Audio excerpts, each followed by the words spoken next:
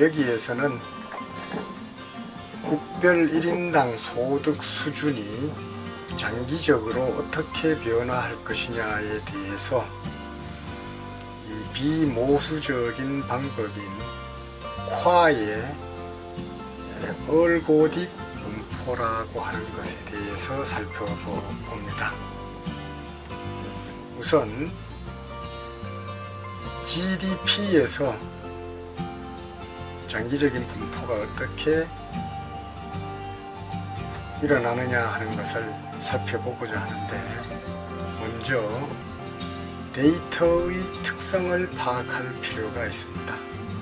그래서 여기에 GDP, TFP라는 데이터를 사용하고자 하는데, 이 데이터를 가지고 오기 위해서는 먼저 파일 Change Working Directory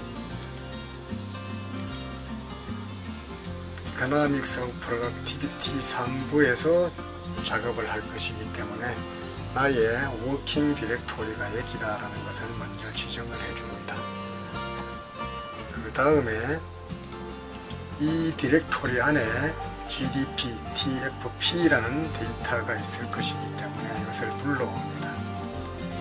이렇게 불러오니까 칸출이 TFP 70, TFP 2014, GDP 1970, GDP 2014, RTFP 1970, RTFP 2014, RGDP 1970, RGDP 2014라는 이런 변수들이 읽혀 들어왔습니다. 이것을 데이터로 확인을 해보기 위해서는 이러한 데이터 에디터 윈도우로 들어가게 되면 방금 살펴본 이러한 데이터가 있다는 것을 알 수 있습니다. 이 중에 소득 분포의 장기적인 변화를 살펴볼 때에는 RGDP 1970, RGDP 2014, 다시 말하면은 1970년도부터 2014년까지 전 세계 여러 나라들의 1인당 소득 수준의 분포에 있어서 어떤 변화가 초래되었느냐를 살펴보는 겁니다. 그런데 여기 나오는 이 수치들은 GDP 수준이 아니고 다른 변수로 변환된 자료입니다.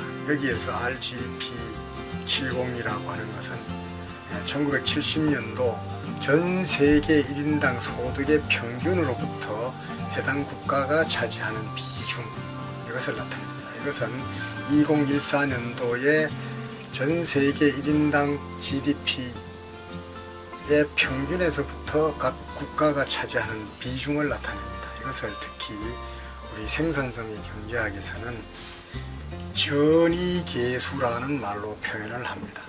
전 세계 국가들의 평균에서부터 차지하는 비중, 그런 의미에서 전이계수, 이 전이계수에 어떤 변화가 있느냐를 살펴본다 이겁니다. 자, 데이터가 이런 특성을 가지고 있다는 것을 파악한 뒤에,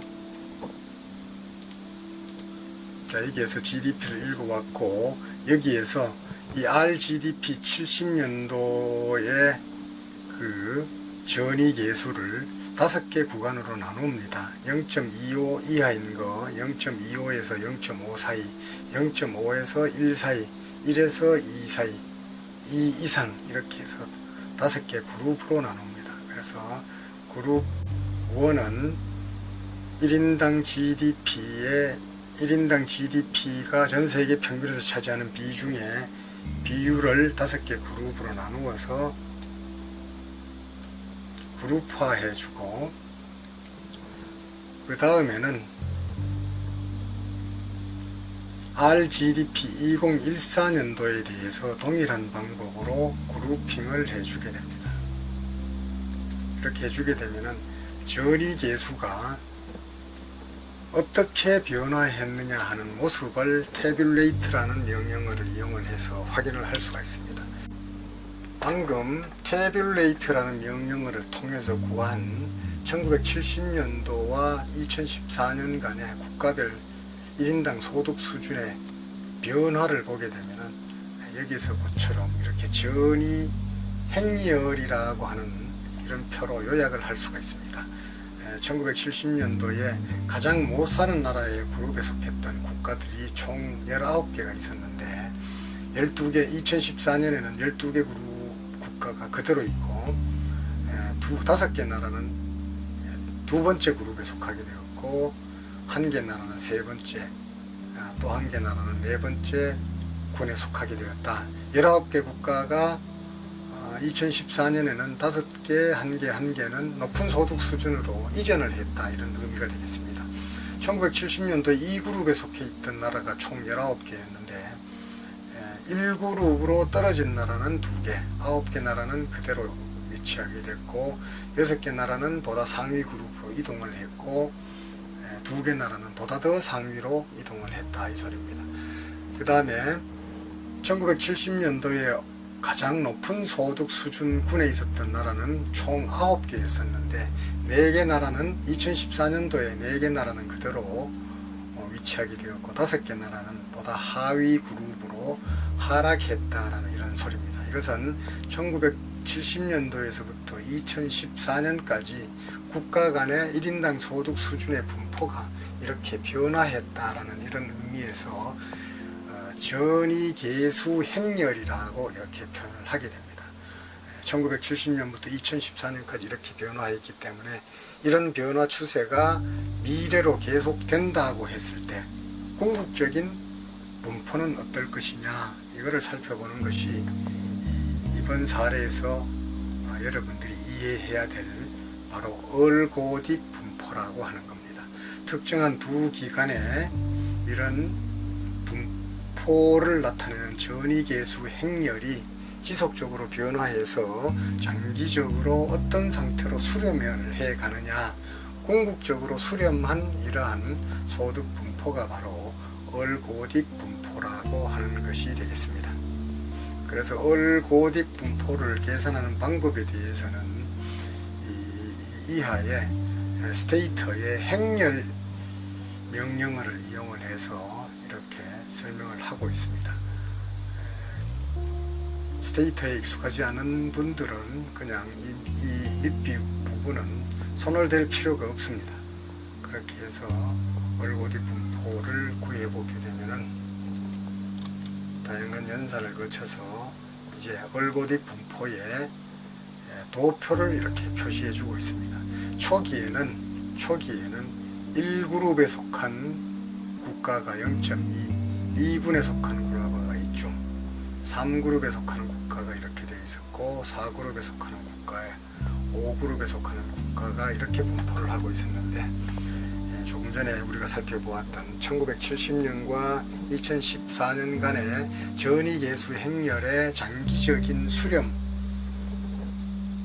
수렴치를 구해보니까 그때는 바로 소득 하위 그룹은 숫자가 줄어들고 중간 부분은 거의 변화가 없고 소득 수준이 비교적 높은 4그룹으로 많은 국가들이 이쪽에서 이쪽으로 이전을 해왔다라는 이런 의미가 되겠습니다. 5그룹 국가들은 거의 변화가 없다, 이것을 나타냅니다. 이것을 보시게 되면 소득 수준이 낮은 그룹에 있었던 국가들이 많은 보다 더 높은 소득 수준으로 이동을 했다, 이렇게 보면 됩니다. 그래서 전 세계적으로 소득 수준이 비교적 높은 수준으로 이전을 하고 있다는 결론을 내릴 수 있게 됩니다. 자, 그 다음은 똑같은 방법으로 이번에는 총요소 생산성 수준에 있어서 장기적인 분포가 어떨 것이냐를 살펴봅니다. 우선 이 데이터를 조금 전과 같은 데이터입니다만 다시 불러와서 이 중에 총요소 생산성에 대한 총요소 생산성 수준이라고 하는 것은 미국을 1로 했을 때의 수준이기 때문에 그 지표 자체를 그냥 쓸 수가 있습니다. 그래서 여기에서는 0.5 이하, 0.5에서 0.8, 0.8에서 1.12, 1.12에서 2 이상 이렇게 5개의 군으로 나누었습니다. 이렇게 군을 나눌 때의 이 근거는 분석하는 사람의 자의적인 판단이 개입이 되는 숫자입니다. 그래서 여러분들이 조금 전에 살펴봤던 콰의 이러한 부분은 상당히 경험적으로 그런 구분이 상당히 의미가 있다라는 이런 측면에서 그렇게 구분을 했었는데, 여기에서 총요소 생산성 수준의 분포에 있어서는 원인이 이렇게 구분을 하였습니다. 그래서 1970년도 총요소 생산성 수준을 5개 그룹으로 나누고 2014년에 총요소 생산성 수준을 역시 5개 그룹으로 나눈 다음에 이 그룹들의 전이계수 행렬을 구해보았습니다. 전이계수 행렬을 구해보니까 우리 조금 전에 살펴본 것처럼 1970년도에 가장 하위 수준의 총요소 생산성 수준을 가지고 있던 나라들이 14개 나라, 이것을 이 가운데 4개 나라는 그대로 머물러 있고 5개 나라, 여기 5개 나라는 보다 높은 수준의 생산성 수준을 가진 나라로 이동을 했다, 이렇게 보시면 됩니다.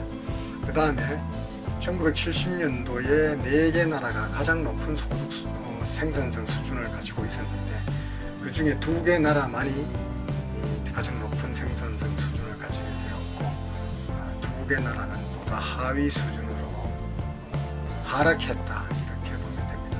이러한 전이계수 행렬이 궁극적으로 어느 수준으로 수렴할 거냐, 장기적인 총요소 생산성 수준에 수렴된 모습이 조금 전에 살펴보았던 바로 얼고딕 분포가 되겠습니다. 역시 조금 전에 살펴본 그대로 행렬 그대로 이용을 해서 행렬을 이용한 부분을 전체를 런을 하게 되면은 다음과 같은 이 분포가 나타나게 됩니다. 총요소 생산성 수준의 분포는 초기 1970년도에는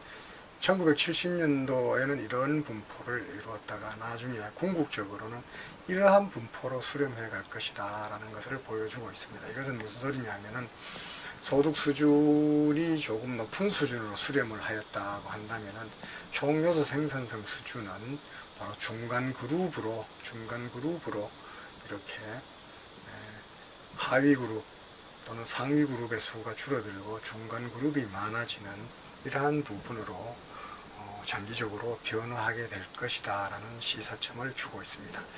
여기에서는 1인당 소득 수준과 총요소 생산성 수준이 장기적으로 어떤 분포를 가지게 될 것이냐 하는 내용을 콰의 얼고딕 분포를 이용하는 방법을 통해서 살펴보았습니다.